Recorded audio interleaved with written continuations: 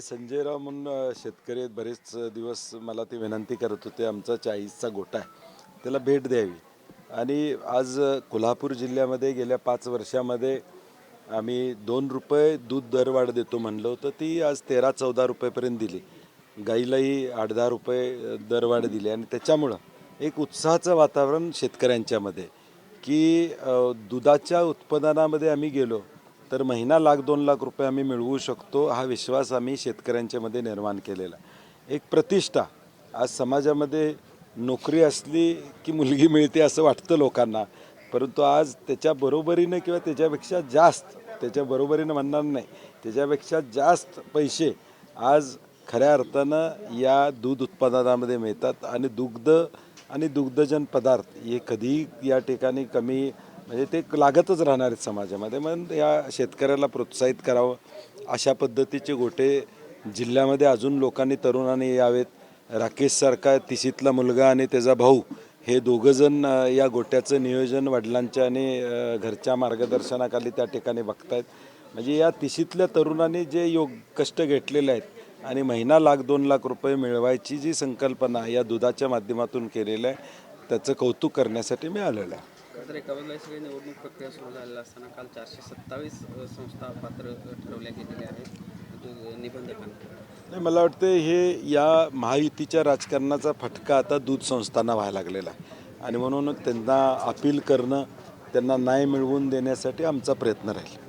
कोल्हापूर जिल्हा दूध उत्पादक संघ अर्थात गोकुळ दूध संघाच्या निवडणूक प्रक्रियेला सुरुवात झालेली असतानाच आता काँग्रेस नेते सतेज पाटील आता या निवडणुकीच्या खऱ्या अर्थानं मैदानात उतरलेत असं म्हणावं लागेल. कारण आज या सगळ्या दूध उत्पादकांच्या भेटीगाठी सतेज पाटील घेत आहेत. आपल्यासोबत सतेज पाटील आहेत, बोलूयात.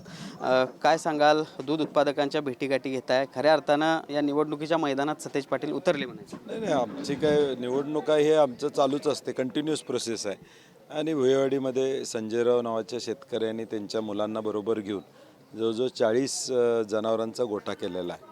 आणि मी म्हटलं तसं शेतीला प्रतिष्ठा प्राप्त करून देणं, दूध उत्पादकाला प्रतिष्ठा पाहिजे. माझं तर म्हणणं आहे, उद्याच्या भविष्यकाळात गोकुळचे सत्ता आल्यानंतर ज्याच्याकडे 5 म्हशी त्याला मुलगी मिळेल. म्हणजे आज एक वातावरण शेतकऱ्यांच्यामध्ये असं आहे की नोकरी केली तरच लग्न होतं आहे, हे पुसून काढायचा प्रयत्न आमचा आहे. कारण की दुधामधून आज या एका शेतकरी जर लाख 2 लाख रुपये महिन्याला त्या ठिकाणी मिळवत असेल तर मग त्याच्यापेक्षा अजून काय पाहिजे. म्हणजे शेवटी आर्थिक स्थैर्य जर शेतकऱ्याला या उत्पादनातून मिळत असेल तर त्याला प्रतिष्ठा देणं, त्याला अजून काही नव्या योजनांच्या माध्यमातून त्याला प्रोत्साहित कसं करणं हा आमचा प्रयत्न राहणार आहे. खरं तर ह्या सगळ्या दरम्यान लोकांना तुम्ही आता आवाहन देखील केलं की या सगळ्या येणाऱ्या निवडणुकीमध्ये आपल्यासोबत राहावं. हे करत असताना कुठेतरी गेल्या 2-3 महिन्यात ज्या काही घटना घडल्या त्याबद्दल नाराजी देखील व्यक्त केली. नाही, 100% कारण की शेवटी काय राजकारण होत राहील, परंतु मुद्दे सोडून जे गेले 2-3 महिने काही गोष्टी झाल्या. म्हणजे आम्ही विरोधामध्ये 10 वर्ष काम केलं, परंतु संस्था कुठल्या हलवायचं काम त्या ठिकाणी केलं नाही. संस्थेच तास, कारण की काय या गोकुळमध्ये काय, गोकुळ डायरेक्ट दूध शेतकऱ्याकडनं घेतं का? नाही.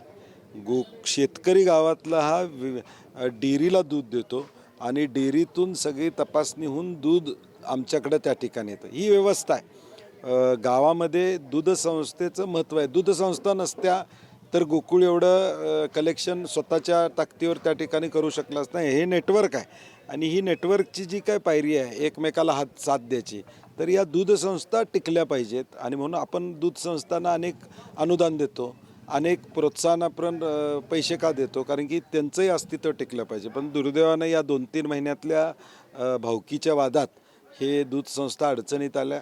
आता 427 संस्था डिबार करण्यात आल्या, त्याही मला आता भेटणार आहे. त्यांनाही आम्ही अपील करण्याच्या सूचना त्या ठिकाणी देणार आहोत. कारण की या व्यवस्थेमध्ये मी म्हणलं तसं शेतकरी डायरेक्ट किटली घेऊन गोकुळ शिरगावला येऊ शकतो का? नाही येऊ शकत.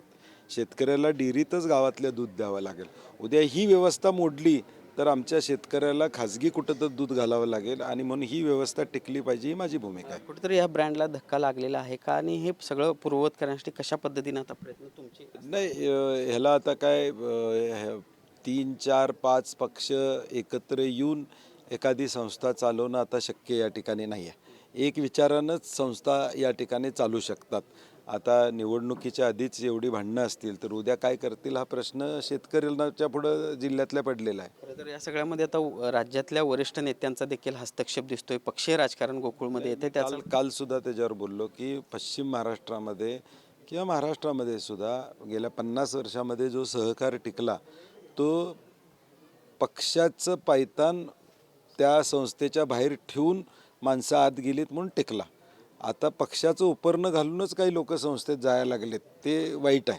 सहकार टिकवायचं असेल तर पक्षाचा पायतान बाजूला ठेवलं पाहिजे आणि आत ही संस्था टिकली पाहिजे, ही माझी भूमिका आहे.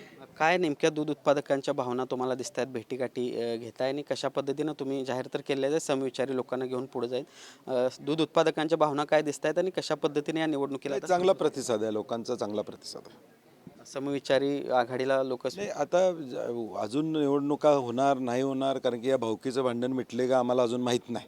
त्यामुळे ते भावकीचं भांडण अजून बांध ठरलेले नाहीत त्यांचे. ते बांध एकदा ठरतील त्यावेळी वाटणीला काय कुणाला काय आलंय त्याच्यावरनं काय होतंय ह्याच्यावर बरंचसं गणित या ठिकाणी ठरणार आहे.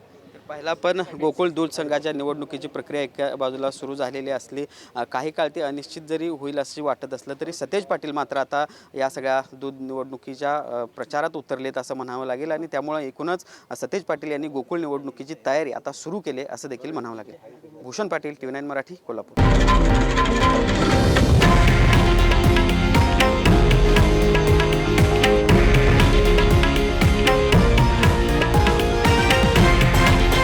हे आहे देशातील नंबर 1 न्यूज नेटवर्क आणि आपण पाहत आहात TV9 मराठी, एकमेव.